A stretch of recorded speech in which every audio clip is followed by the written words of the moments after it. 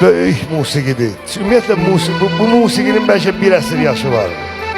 Amma o qədər içində sevgi var, həsrət var, dostun vəfasızlığı var. Nə bilim, sevgini var dövlətə dəyişmək. O qədər şeylər var ki bu mahnının içində. Adamın nastenisi olanda da qulaq asanda xoş təsir bağışlayır. Keyfin olmayanda da qoşursan yenə xoş təsir bağışlayır. Nə bilim, hər vəziyyətdə bu mahnı insana xoş təsir bağışlayır. Niyə? Səbəbi var çünki. Musiqi ümumiyyətlə mahnı da, bəstə də, sözdə körpə uşaq kimidir. O nə vaxt doğulacaq heç kim bilmir. Və doğulandan sonra da o necə yaşayacaq onu heç kim bilmir. Eynilən musiqi də elədir. Mən musiqinin tarixçəsini danışmaq istəyirəm sizə. Çox yerdə danışmışam bunu.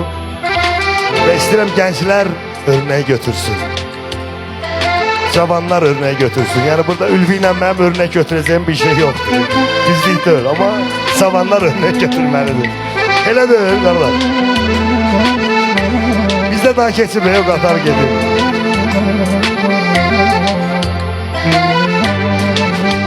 Qədim vilayətlərin birində o vaxtı, lap əvvəlki zamanlarda, o at araba vaxtı olan vaxtlardan gedir söhbət. Bir kənddə iki dənə dost olur.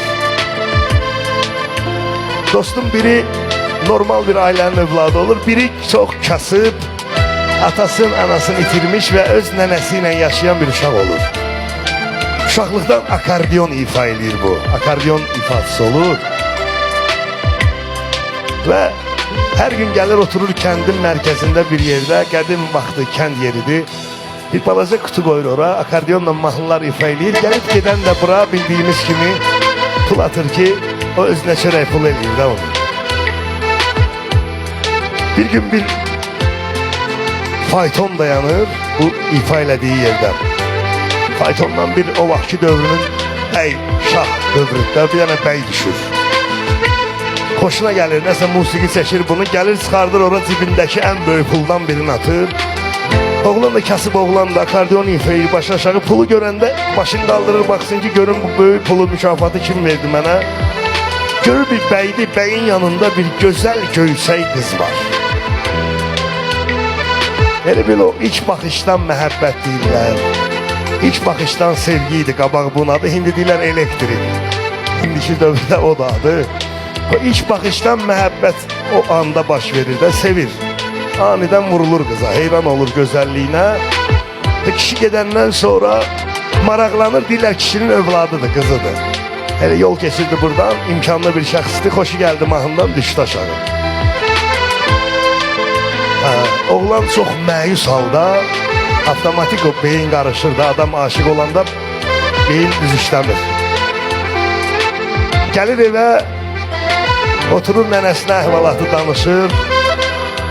Dostu gəlir, niyə kefin yoxdur? Dostuna da danışır ki, bəs mən bir qız görmüşəm, heç vaxt mənim həyatımda belə şey baş verməmişdi. Bir baxışdan, ilk baxışdan vurulmuşam qıza. Və istəyirəm onunla ciddən qovuşum, ailə qurum. Dostu dinləyə məyus olursan ki, nə olsun sən atan-anan dünyadan köçüb, mənim atam anamı götürərik, gedərik onların qapısına elçi, el adəti ilə alaraq qızı. Bu sevinir, dostu doğrudan da gedir ailəsinə deyir, dostun atası, anası, dostu bunu götürürlər, geyindirirlər, keçindirirlər, aparırlar qız gilə elçiliyə. Gəlib bir kəndə çıxırlar, görürlər o kəndin elə ağsaqqalı da, yiyəsi də həmən kişidir, böyük bir imarəti var, çox imkanlı bir adamdır. Döyürlər qapını, keçirlər içəri, kişi bunları qəbul eləyir. Dostun atası deyir ki, bəs bizim uşaq sizin qıza vurulub, oyunları siz keçəndə özünüz saxlamışsınız, akordeonsun, pul atmışsınız. Həmən uşaq sizin qızınıza vurulub, biz də elçi gəlmişik. Kişini gülmək tutur, deyir ki, məndə akordeon salana veriləsi qız yoxdur.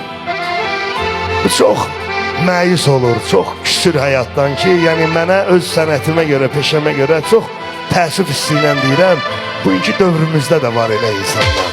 Məsələn, musiqiciyə, nə bilim, sənətçiyə avara kimi baxırlar, nə bilim, düz həyat tərzi yaşamayan, yox, amma yanlış düşüncədir. Tamamilə yanlış düşüncədir. Nəsə, o bir başqa mövzudur.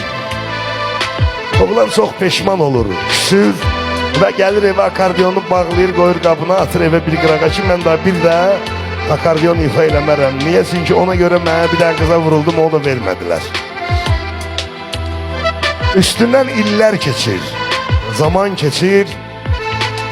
Dostu gəlir bir gün buna deyir ki, bəs sabah yox, birisi gün mənim toyumdur. Sən yadındadır, deyir, uşaq vaxtı mən söz. Hansı dostu? O bayaq bunun üçün evsi gedən dostu. Ha? Deyir, bəs sən mən söz vermişdin ki, biz uşaq olanda, sən böyüyəndə sənin toyunda mən akordeon ifa edəcəm. Deyirsən, bilirsən axı mən akordiondan niyə küsmüşəm, niyə incimişəm? Mən məcbur eləmə bir də onu ifa edeyim. Deyir, yox, sən mən söz vermirsən, dost sözü vermirsən. Nəsə xülasə dostu bunu ısrarla deyir ki, mənim toyumda ifa eləməlisən. Oğlan akordionun tozun pasını silir, hazırlaşır, gəlir dostunun toyuna. Hər bir xalqın özünə məxsus vağzalı havası var. Hansı ki bizdə də var, məsələn, gəlin köçəndə ifa olur o mahnı, bir evdə şadlıq olur, bir evdə biraz da olsa kədər olur ki, övladımız gedir. Hər xalqın özünə məxsus öz vağzalısı var. Bu oğlan bu həmən özlərinə məxsus vağzalını ifa edir ki, bəylə, dostu ilə gəlin gəlsin. Qapı açılanda görür ki, dostu bəydir, gəlin amma həmən qızdır. Dostu alıb onu. Özündən ixtiyarsız, özündən bəlkə də xəbərsiz başlayır bu mahnını, eşitdiyimiz mahnını ifa eləməyə. Və bu mahnının yaranış tarixi belə olur. Ona görə illərdir dəbdən düşmür, illərdir insanlar qulaq asır, zövq alır. Amma bugün tarixdə, bugünkü tarixdə nə o imkanlı adamın adı keçir, nə onun qızının adı keçir, nə onu alan dostun adı keçir. Amma kimin adı keçir? Həmən akordeon ifasının. Yəni elə insanlar heç vaxt ölməzlər bu həyatda. Həyat insana acı verər, əzab verər, əziyyət verər, amma o insan ölməz. Bir qəhrəman kimi həmişə anılar, bir güclü insan kimi həmişə yadadır. Bir musiqi